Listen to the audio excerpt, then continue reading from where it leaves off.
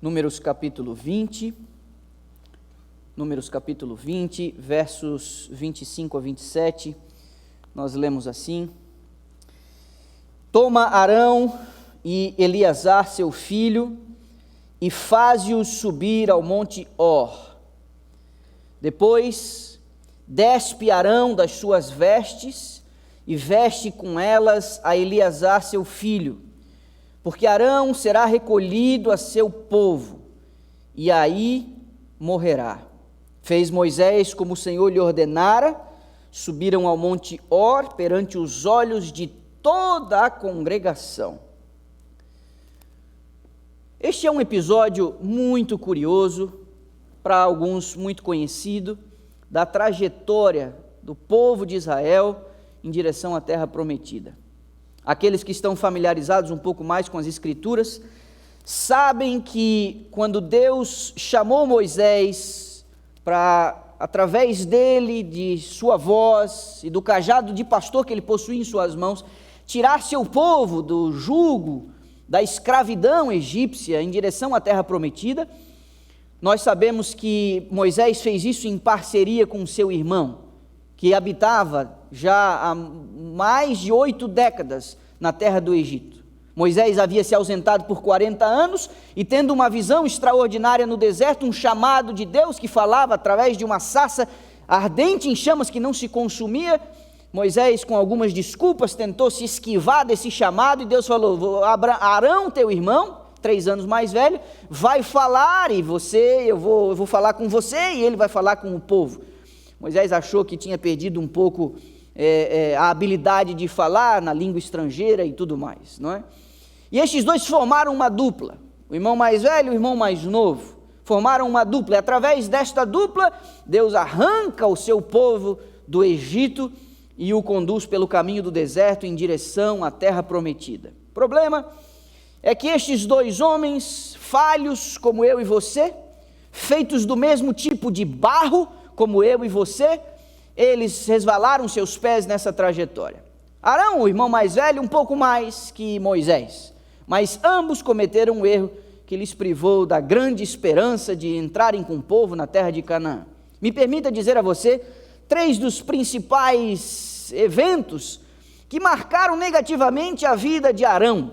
O primeiro deles, Moisés estava já há várias semanas no cume do monte, em Sião, recebendo os oráculos de Deus e as leis e os estatutos e os mandamentos, e o povo impaciente lá no sopé da montanha disse: olha, a gente não sabe o que aconteceu com Moisés. Arão, por favor, nos leva de volta para o Egito. Eu quero lembrar a você que isso já tinha passado o episódio do mar, que havia se aberto, e eles passaram por terra seca. Quero lembrar a você que este povo tinha visto as 10 pragas caírem, especialmente a 10ª, que havia poupado toda a nação de Israel, todos os hebreus. Nenhum cão havia rosnado naquela noite na terra onde eles habitavam.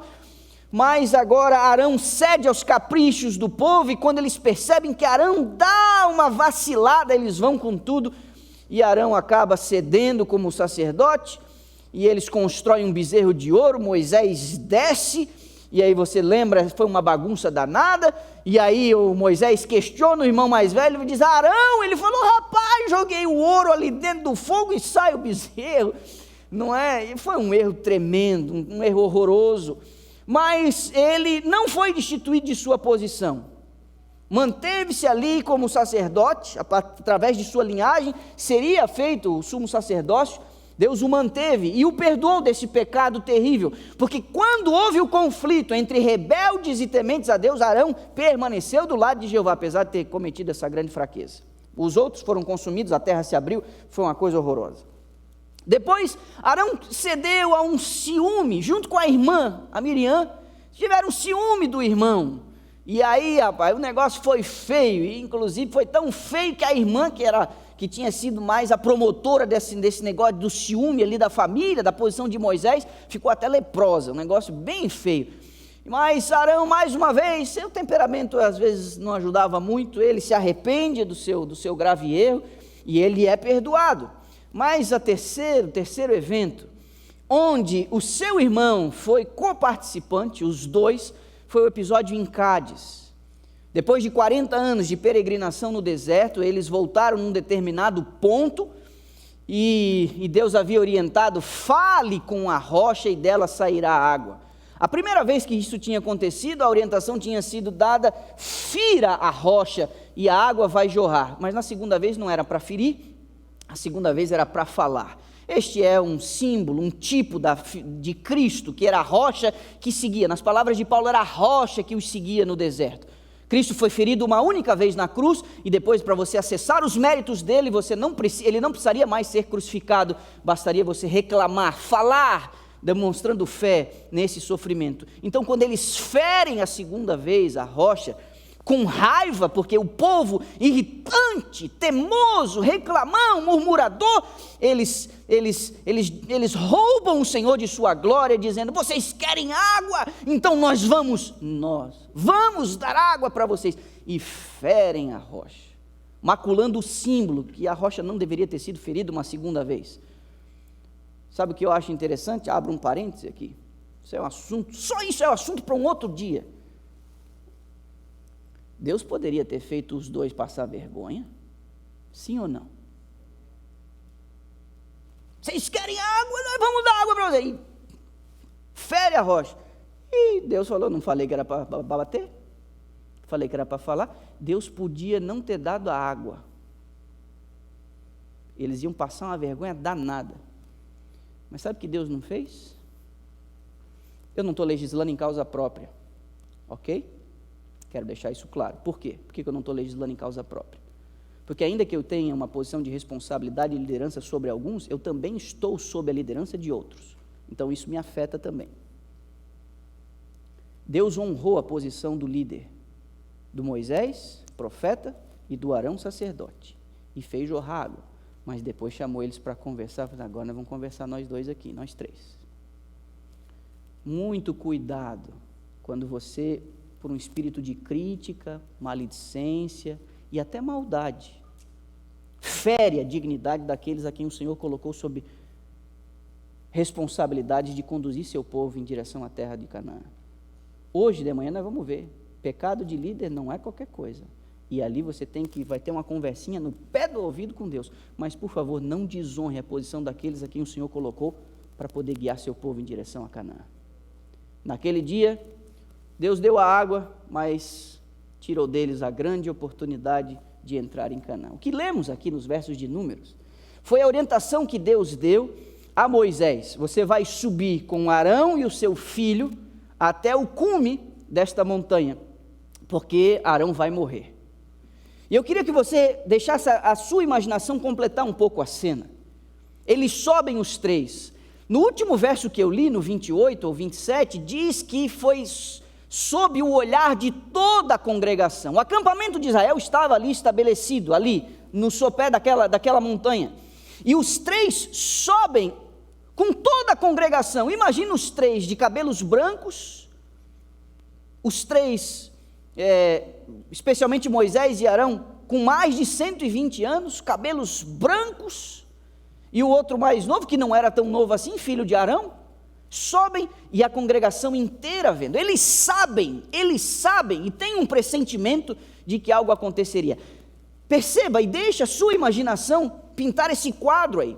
Arão estava trajado com as vestes sumos sacerdotais, com a estola sobre a sua cabeça, com o peitoral com as 12 pedras que representavam, levando o nome das 12 tribos de Israel, com urim e tumim, um em cada lado, com aquela parte da ombreira, com o seu cinto, um linho finíssimo branco que representava a justiça de Cristo, e ele está ali como um tipo de Cristo. Eles sobem a montanha, e quando chegam lá em cima, imagine a cena.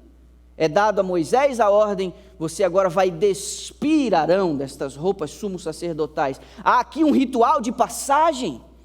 Moisés tira a roupa sumo sacerdotal de Arão e coloca sobre o filho Eleazar. Há uma passagem aqui. Eleazar agora vai oficiar como sumo sacerdote da casa de Israel. E neste momento, ambos os irmãos, Moisés e Arão, sabem exatamente o motivo de eles não atravessarem a fronteira chegando a Canaã. Foi o pecado em Cádiz que os impediu de ali entrar. Você imagina essa cena? Agora, Moisés se despedindo do seu irmão mais velho, no verso 28 do texto que nós lemos, numa frase, numa sentença diz, morreu ali Arão e ali foi sepultado, sem firulas, sem grandes cerimônias, sem grandes ajuntamentos, sem muita coisa. Ele morre e é sepultado, volta ao pó, sem muito barulho. A Bíblia resume o sepultamento de Arão numa sentença: ali morreu e ali foi sepultado. A serva do Senhor diz que Arão morreu nos braços de Moisés. O irmão e o filho agora o sepultam no cume daquela montanha, e a congregação, com a respiração suspensa, agora, depois de ter visto 3 subindo, vem apenas 2 descendo. A Bíblia diz que a congregação amava Arão. Eles tornaram a vida de Arão bem amarga, mas eles amavam Arão e choraram várias semanas, em sinal de luto pela perda daquele sacerdote. O povo chorou, mas ninguém sentiu mais a perda de Arão do que o seu irmão Moisés. A questão é que a morte de Arão para Moisés teve um significado adicional. A morte de Arão significava que a sua morte também se aproximava, porque a sentença havia sido dada aos 2. Mas a Moisés ainda a incumbência de chegar até os limites da fronteira, antes do povo entrar em Canaã. Eu vou pedir para você ir para o livro seguinte, onde você está, o livro de Deuteronômio, vai lá no finalzinho, capítulo 32 do livro de Deuteronômio, e nós vamos ler aqui alguns versos, é a descrição do último dia da vida de Moisés. Deuteronômio capítulo 32, a partir do verso 49, lemos assim, é Deus quem fala: sobe a este monte de Abarim, ao monte Nebo, que está na terra de Moabe, de fronte de Jericó, e vê a terra de Canaã, que aos filhos de Israel dou eu em possessão. Verso 50, e morrerás no monte, a qual terás subido, e te recolherás ao teu povo, como Arão teu irmão morreu no monte Hor e se recolheu ao seu povo. Porquanto, olha o que diz a Escritura, prevaricastes contra mim no meio dos filhos de Israel, nas águas de Meribá de Cádiz, no deserto de Zim, pois me não santificastes no meio dos filhos de Israel, pelo que verás a terra de fronte de ti, porém não entrarás nela, na terra que hoje dou aos filhos de Israel. Existe uma declaração da serva do Senhor que me deixa com as pernas tremendo. Ela diz assim: pode ser que o trabalho de uma vida inteira não recupere o que se perdeu em um simples momento de tentação ou mesmo de inadvertência. O trabalho de uma vida inteira perdido por um momento de tentação ou de inadvertência. Foi o pecado de Moisés em Cádiz que o impediu de conduzir o povo até o outro lado da fronteira. Quando chegou o dia de Moisés, e Deus falou: você sobe ao monte Nebo, a orientação foi dada: você sobe sozinho ao cume dessa montanha. O grande governador das nações havia declarado que Moisés não deveria conduzir a congregação àquela boa terra, e nem mesmo os esforços fervorosos do servo de Deus puderam obter a revogação dessa sentença. Sobe lá, porque você vai morrer. Aqui a gente precisa aprender uma grande lição. Moisés aqui se ergue como um grande exemplo para mim e para você. Sabe por quê? Porque muitos de nós somos daquele tipo assim: se não for do meu jeito, estou fora. Maridos que fazem da vida da mulher um inferno quando ela não cede aos seus caprichos. Esposas que tornam seus maridos reféns do seu próprio humor, agem dentro do casamento como se a vida fosse um joguinho e o marido um tipo de adversário. Filhos que fazem chantagem emocional com seus pais, relacionamentos tóxicos que dependem dos nossos desejos serem atendidos ou não. Você quer ser meu amigo? É simples, é fácil, é só você concordar comigo e fazer todas as minhas vontades. Gente, nós precisamos amadurecer. Eu já vi gente sair de uma comissão da igreja irritado porque seu voto foi vencido. Eu já vi gente entregar o cargo porque estava chateado com o pastor, com o ancião da igreja, com outro oficial da comissão. Sério mesmo? Moisés tem muito a nos ensinar. Ele poderia dizer aquela frasinha que você sabe que lá em casa está proibido. It's not fair. Lá em casa essa frase está proibida. Vivemos num mundo de injustiça. E tem coisas que não passam pelo crivo da nossa avaliação de justiça. Trabalhei que nem doido até agora, e por causa de um vacilo, o Senhor não vai deixar eu entrar em Canaã. Eu andei nesse deserto aqui 40 anos, conduzindo esse povo, por causa de um pecado deles, de 40 anos atrás, e agora eu dei esse vacilinho, um só, e o Senhor não vai deixar eu entrar lá? Eles fizeram coisas muito piores. Esse é o tipo de argumento que Moisés poderia ter utilizado se fosse nós lá, né? Porque a gente é meio bobo, não é? A gente poderia argumentar desse jeito, e não é justo. Eles fizeram coisas muito piores e vão entrar, e eu, por causa disso aqui, o Senhor não vai deixar eu entrar? Moisés não argumentou desse jeito. Mas Moisés era amigo de Deus, você sabe disso. Você sabe que Moisés, na sua relação com Deus, ele era bem atrevido. Quando a gente olha para a relação deles, e essa expressão que eu usei aqui não foi à toa, Moisés era amigo de Deus. A Bíblia diz que Moisés era amigo de Deus. A Bíblia diz que Deus falava com ele face a face. No mesmo capítulo, inclusive, que ela diz que Deus, inclusive, diz assim, não, você não pode me ver face a face, senão você vai morrer, porque são formas diferentes de Deus se mostrar. E de uma teofania, de uma manifestação de Deus, Deus se fazia mostrar a Moisés face a face, e eles conversavam assim. E houve um episódio de uma das rebeldias de Israel, em que Deus falou, Moisés, para mim deu, esse povo, para mim deu, Moisés, nós vamos começar o projeto de novo, eu vou matar todo mundo e vou começar um novo povo a partir da sua descendência. Que proposta, não? Eles não seriam chamados de filhos de Abraão, de Isaac e de Jacó, seriam chamados de filhos de Moisés. Seria uma honra, não, ter o seu nome associado ao pai de um grande povo, onde Deus queria revelar seus desígnios maravilhosos. Mas quando Deus propôs isso a Moisés, eles eram amigos, e Moisés atrevidamente falou, não, Senhor, de jeito nenhum, não posso concordar. Que atrevimento, eu acho fantástico isso aí.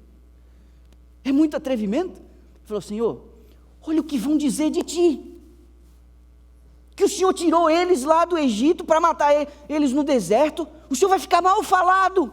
Se Deus tivesse proposto isso a Jonas, o que você acha? Mata tudo, essa raça que não presta. Mas não foi para Moisés que Deus propôs. Deixa eu dizer aqui para você uma coisa, às vezes Deus faz algumas propostas para nós, para testar o nosso caráter. Não é uma tentação, mas é um teste, são coisas diferentes. Não é induzir você a pecar, mas é levar você a manifestar o caráter que você tem construído ao longo de sua vida. Às vezes isso acontece, mesmo entre os pastores. Às vezes você recebe um chamado que aparentemente é a melhor coisa do mundo, mas o Espírito do Senhor fala com você e diz, não é o melhor para a igreja, pode ser o melhor para você, pode ser o melhor para a sua família, mas não é o melhor para a igreja. Negue. Moisés negou a proposta, e ele negou com uma veemência tal, que ele disse assim, Senhor, se o Senhor insistir nisso, então é o seguinte, vai matar todo mundo, me inclui nessa, tira o meu nome do teu livro, porque se esse povo não vai, eu também não vou. Fantástico, né? Aí Deus virou para ele e falou, tá bom, Moisés, do livro eu vou riscar quem pecar contra mim. Vamos continuar esse projeto aqui então. O que ele faz aqui agora? Ele conversa com um amigo dele, e ele diz, Senhor, deixa eu entrar. Deixa eu entrar. Eu sou o pastor deles. São o meu rebanho. Tão vulneráveis, tão teimosos, tão inconstantes. Deixa eu conduzir eles para dentro da terra. Depois tudo bem. Ele não está preocupado se ele vai comer o mel e vai beber do leite lá que emana daquela terra. Ele está preocupado com aquela nação, que com um terno cuidado ele conduziu por 40 anos. E quando ele insiste com um amigo dele, o que Deus diz a ele? Chega, Moisés, não quero mais nenhuma palavra sobre esse assunto. Chega, Moisés. Dessa vez ele não foi atendido. A gente precisa compreender uma coisa, um líder nunca será tratado da mesma maneira que uma pessoa comum. Nunca.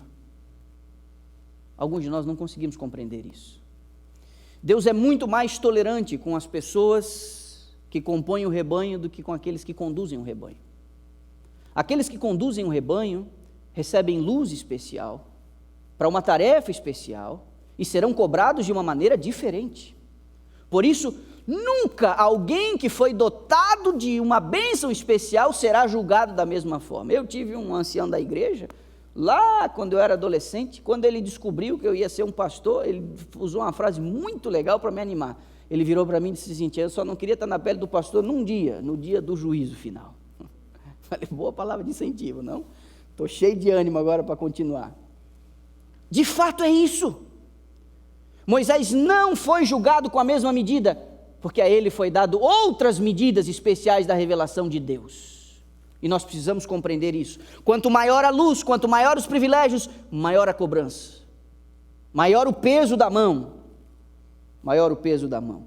E por amor ao seu povo, Deus precisou pesar a mão sobre Moisés. O desaparecimento do seu amado líder seria para Israel uma repreensão muito maior do que qualquer que pudessem haver recebido caso tivesse a sua vida e missão continuado. Meus irmãos, Deus fala com a gente através de bênçãos concedidas, mas quando essas bênçãos não são apreciadas, Deus fala com a gente pelas bênçãos que Ele remove de nós. Deus não precisa amaldiçoar ninguém para a nossa vida descambar, basta Ele remover a bênção que não foi apreciada. Nós temos recebido muitas bênçãos da parte de Deus, e nós precisamos apreciar tais bênçãos. Não teve conversa, Moisés, você vai morrer. Veja a terra.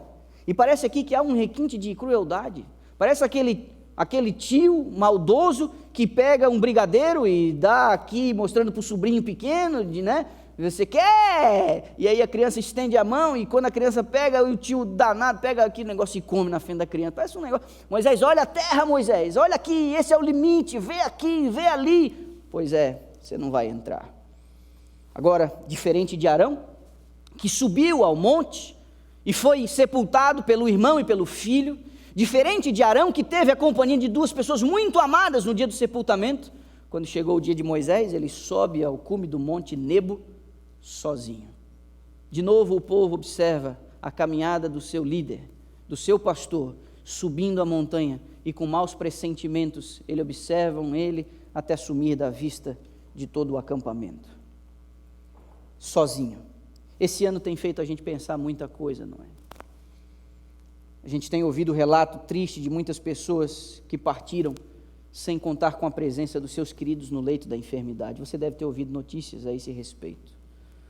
A pandemia provocada pelo vírus que surgiu na China vem tirando a dignidade dos mortos e agravando a tristeza dos vivos. Muitas vítimas do Covid-19 estão morrendo em isolamento hospitalar, sem família e sem amigos. As visitas são proibidas porque o risco de contágio é muito alto. Os procedimentos que são feitos por casas funerárias e empresas especializadas nessa área, eles não podem nem mais enterrar as pessoas com aquela roupa especial ou que indica uma certa honra.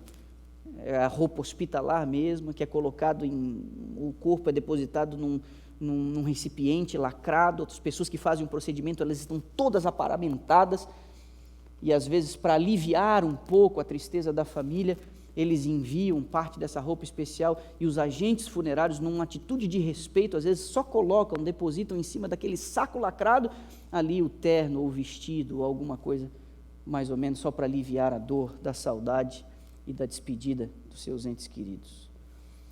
Andréa Castro, que trabalha numa funerária em Milão, que Itália, tornou-se o epicentro ali no mês de março, início de abril, ela diz que essa pandemia tem matado 2 vezes. Primeiro, ela isola você dos seus entes queridos logo antes de morrer, então ela não permite que ninguém se aproxime. Isso tudo faz a gente pensar, e depois disso eu nunca mais vou conseguir olhar para a morte de Moisés de um jeito diferente. Moisés esteve só em seus últimos momentos, só. Nenhuma testemunha, nenhuma homenagem, nenhuma coroa de flores, nenhum depoimento, nenhum testemunho, nenhuma canção predileta, nenhuma palavra, só. Ele subiu ao monte ao cume do monte e morreu só. Deus deu a ele uma visão profética, panorâmica. A revelação nos diz que ele viu o destino de Israel. Com riqueza de detalhes, o livro Patriarcas e Profetas narra que ele viu o destino de Israel. Ele viu sua incredulidade, ele viu o ciclo de apostasia, ele viu os reis, ele viu os apelos não atendidos dos profetas, viu o cativeiro, viu inclusive a rejeição, numa visão panorâmica, profética. Ele viu até o final, inclusive cheio de tristeza, viu a nação não reconhecendo na figura de Cristo o cumprimento de todos os símbolos que ele havia ensinado ao povo. Tudo isso ele viu o caminhar da igreja, viu os abusos na Idade Média e viu Cristo voltando em glória para reunir todo o acampamento de Sião, que reúne todas as pessoas de todas as gerações. Ele viu tudo isso, mas nessa visão panorâmica lhe foi omitido o seu próprio destino. Ele desceu à sepultura sem saber o que aconteceria com ele. Eu e você conhecemos a história, e se nós não conhecêssemos a história, nós ficaríamos muito intrigados na maneira como Deus tratou Moisés, porque de fato, olha Moisés, vê a terra Moisés, observa Moisés, pois é, você não vai entrar, porque você pecou contra mim. O povo precisava compreender que Deus não poderia transigir com o pecado do seu líder, ainda que o amasse. Foi por bem da nação que Moisés teve esse castigo tão severo sobre ele, não podendo entrar com o povo na terra prometida. Você sabe que com Jesus aconteceu algo semelhante, porque enquanto ele agonizava no Getsêmani, ele não conseguia enxergar um palmo à frente do seu nariz, ele não conseguia ver nada além da sepultura. Sabia pela fé, sabia pelas Escrituras que ele daria sua vida e tornaria a tomá-la, mas naquele dia ele não viu nada além da sepultura. Foi um ato de fé que ele deposita sua vida e bebe o cálice das fezes humanas. Foi um ato de fé. Ele não viu nada além da sepultura. Com Moisés acontece algo semelhante. Eu vou pedir para você virar a página. Nós vamos a mais esse texto. Se ali Deus antecipa no seu último dia, o capítulo 34 é o relato dessa morte. O verso é o 5 e o 6 do capítulo 34, finalzinho do Pentateuco. Me permita ler o verso 5. Assim morreu ali Moisés, servo do Senhor, na terra de Moabe, segundo a palavra de quem? Que diz a tua Bíblia?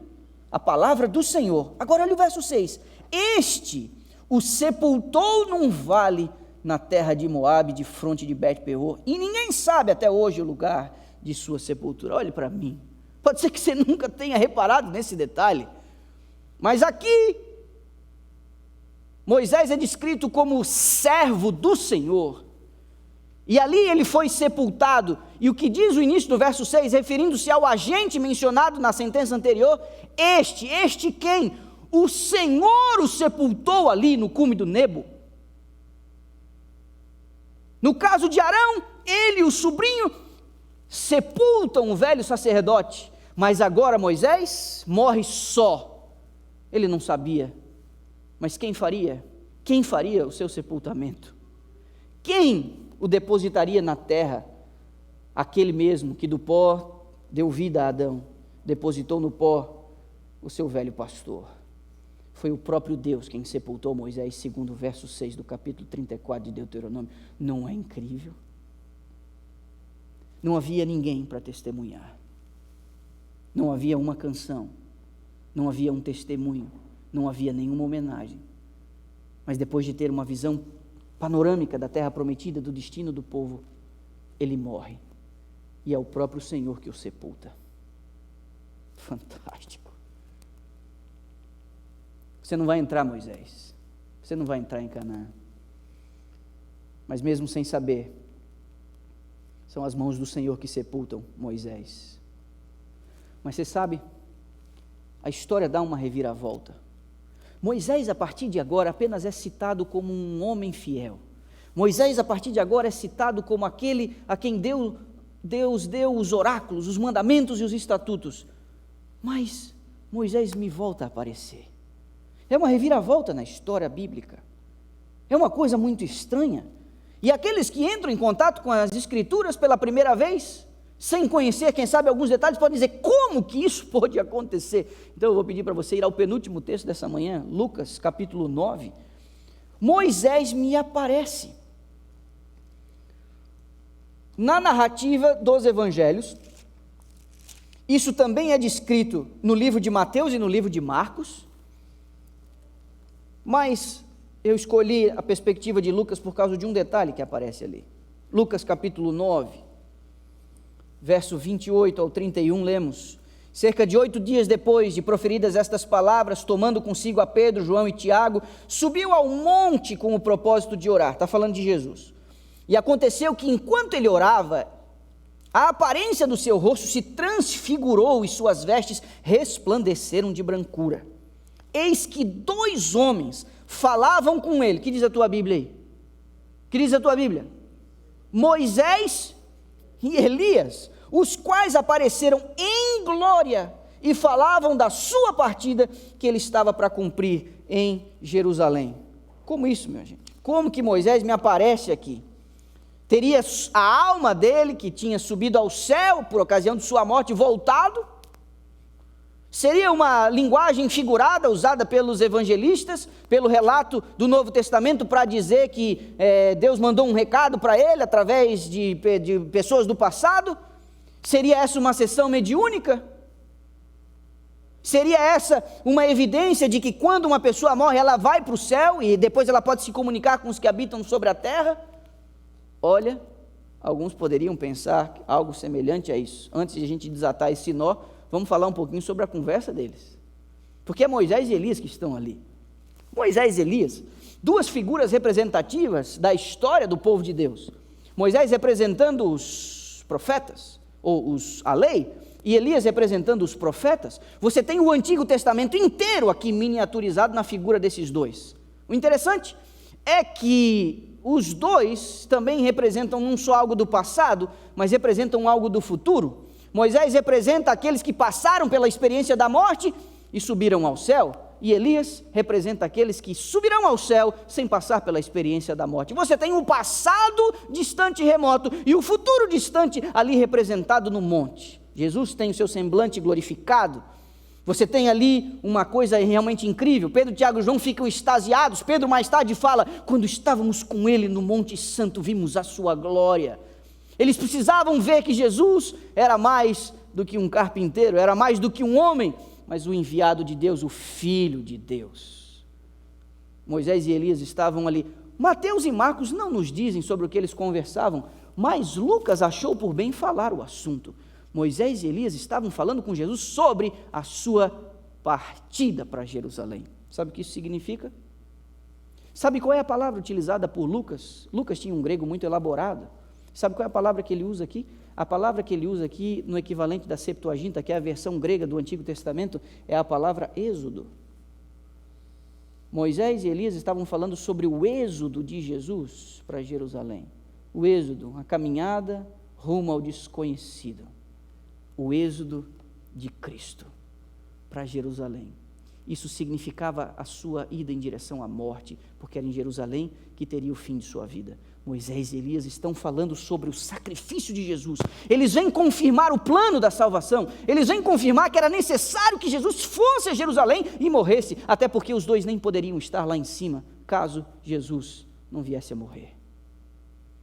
Agora, eu fiz uma pergunta: como que Moisés aparece aqui? Se a Bíblia diz que ele foi sepultado, então a vida após a morte. Tem um versinho que desata esse nó para nós. Ainda bem que tem esse versinho, nós estaríamos em muitos apuros aqui, não fosse esse versinho. Vai lá no livro do Apocalipse, acha Apocalipse 1, que é o último livro da Bíblia, é mais fácil eu te dar essa referência desse jeito. Você vai em Apocalipse capítulo 1, tendo achado Apocalipse capítulo 1, achou? Pois bem, olha na página do lado, na página anterior, você tem um bilhete aí, é uma cartinha, uma epístola, de Judas, não Iscariotes, o outro tinha 2, entre os apóstolos. Esse outro escreveu um relato muito curto, mas muito pertinente. E no verso 9, ele nos diz como que Moisés pôde aparecer para Jesus lá. Verso 9. Contudo, o arcanjo Miguel, quando contendia com o diabo e disputava a respeito do quê? O que diz a tua Bíblia aí? Do quê? Da alma, do espírito, o que diz aí? Do corpo. Quando Miguel contendia com o diabo e disputava a respeito do corpo de Moisés, não se atreveu a proferir juízo infamatório contra ele, pelo contrário, disse: o Senhor te repreenda. Então olha aqui para mim. Foi o Senhor quem sepultou Moisés. Eu não sei quanto tempo depois. Mas sabe o que aconteceu? O mesmo Senhor veio o quê? Veio tirá-lo da sepultura. Não há ressurreição fora do corpo. Não há vida fora do corpo. Não entre aqueles que habitaram este planeta. Moisés aparece a Jesus no Monte da Transfiguração porque ele tinha sido ressuscitado. Não sei quanto tempo depois. Porque ele desce à sepultura com aquele sentimento de frustração por não ter entrado em Canaã.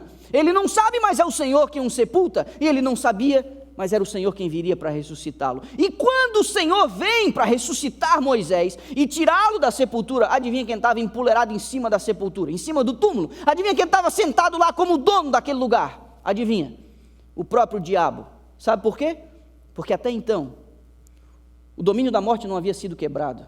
Nós sabíamos, pelo relato bíblico, que Enoque tinha subido ao céu. Nós sabemos, pelo relato bíblico, que Elias também subiu ao céu, numa carruagem de fogo. Mas nunca até então o domínio da morte havia sido quebrado. Por quê? Porque a morte era a jurisdição de Satanás. Deus havia dito: o salário do pecado é a morte. Então ele disse: aquele que peca morre, aquele que morre são presas minhas. Quando Paulo mais tarde vai tratar desse assunto, no 15º capítulo da epístola que ele escreve à igreja de Corinto, ele vai lá falar desse assunto, e ele diz que a ressurreição é a maior de todas as nossas esperanças, e ele usa lá uma referência do Antigo Testamento em tom de desafio: onde está, ó morte, a tua vitória? Porque Jesus mata a morte, quebra os domínios de Satanás deste território chamado morte. Por isso o diabo se empolera em cima da sepultura e fala: não, aqui você não pode. E a Bíblia diz, nas palavras de Judas, que ele falou assim: o Senhor te repreenda. Ele não entrou em discussão, ele não ficou batendo um papo, ele não tentou argumentar. Quem sabe ele poderia até dizer, se fosse um de nós que somos meio bobos, né? Não, eu posso sim ressuscitar ele, porque um dia eu vou morrer e vou resgatar e vou pagar o preço do pecado dele. O Satanás podia ter virado para Jesus e falar: mas quem te garante que você vai? Quem te garante que você vai vencer? Eu te venci no céu, um terço veio comigo, te venci no Éden, consegui a apostasia geral, um casal veio atrás de mim. Como que você acha que eu não vou poder te vencer no futuro? Não, Jesus não falou nada. Jesus veio na autoridade do Pai e disse o seguinte: o Senhor te repreenda, fica na tua. Fica na tua. E Jesus tira Moisés da sepultura. Vamos imaginar esse dia. A última vez, antes de descansar na sepultura, a última vez que Moisés pensou em alguma coisa foi na tristeza de não ter entrado em Canaã. Mas agora, no dia em que o Senhor da glória vem ressuscitá-lo, quando ele abre os olhos com seu corpo já glorificado, sem ter consciência disso, a primeira coisa que aquele pastor de Israel vê é o semblante maravilhoso do seu Redentor, do seu amigo. Ele tirou Moisés da sepultura. Nós não sabemos quanto tempo depois, nós só sabemos que foi antes de Jesus encarnar, mas nós não sabemos quanto tempo depois. Agora você imagina a cena: Moisés sendo tirado do pó, com seu corpo já glorificado, e Jesus dizendo a ele: quer saber, Moisés, Canaã era pouco demais para você, o que eu tenho para você é mais. Eu não consigo pensar numa outra coisa a não ser nas palavras de Isaías. Você deve lembrar: assim como os céus são mais altos do que a terra, assim são os meus pensamentos, os meus caminhos mais altos que os vossos caminhos, e os meus pensamentos mais altos que os vossos pensamentos. Moisés anelava entrar em Canaã para cuidar daquele rebanho. Deus falou para ele: por hoje chega. Arrumei um outro, sobre ele coloquei o meu espírito. Daqui para frente é Josué, a bronca vai ser com ele de conquistar o território. Para você chega. Morreu com aquele puxãozinho de orelha amargo, terrível, sem conseguir enxergar nada. mas Deus tinha algo melhor para ele. Olha aqui para mim, meu irmão. Toda vez que Deus privar você de algo que você quer muito, Deus não é um tiozinho malvado. Deus não é alguém com humor instável, que tem dia que acorda de cara virada e sai distribuindo castigo para todo mundo. Deus não é um tipo de policial cósmico multando as pessoas pelo universo. Deus não é um ser indiferente com barba longa sobre o peito, segurando um cajado, olhando por cima de maneira altiva os habitantes perdidos desse planeta. Deus é um Pai amoroso que ama você, e se Ele privar você de algo que você quer muito, entenda, Ele tem algo melhor para você. Nós precisamos aprender a confiar em Deus de uma vez por todas. Confie no Senhor, mesmo que você pense diferente dele. Confie no Senhor, ainda que Ele faça você caminhar pelo deserto. Confie no Senhor, ainda que Ele o castigue. Confie no Senhor, ainda que você não compreenda. Mas o meu apelo nessa manhã para você é: confie no Senhor. Feche seus olhos, vamos orar. Deus e Pai, a história de Moisés nos inspira. Serviu com tanta dedicação, foi tão paciente, e quando cedeu à tentação e foi castigado, ainda assim não se revoltou, mas se submeteu à disciplina do Onipotente. Nos ajuda, Pai, nos inspira a gente entender que nem tudo sai do jeito que a gente quer. Isso nos nossos relacionamentos, isso no serviço que a gente presta à igreja, isso na educação dos nossos filhos, no nosso casamento. Nós não temos como ter todas as nossas expectativas atendidas. Isso também serve na nossa relação com Deus. Tu és sábio demais para errar, nós precisamos acreditar nisso. Tu nos amas demais para nos privar de qualquer benefício que resulte em salvação, nós precisamos acreditar nisso. Nos ajuda a confiar em Ti, Senhor, mesmo quando a gente discorda, mesmo quando o Senhor nos castiga. Nos ajuda a confiar em Ti, nos pega em Teus braços de amor, sussurra em nossos ouvidos, de maneira muito particular, esteja conosco, nos toma pela mão e nos conduz em direção à terra prometida. Se não for em vida, que seja na manhã da ressurreição, mas que estejamos contados entre aqueles que vão herdar a boa terra. Nós oramos em nome do Senhor Jesus Cristo, nosso Senhor. Amém.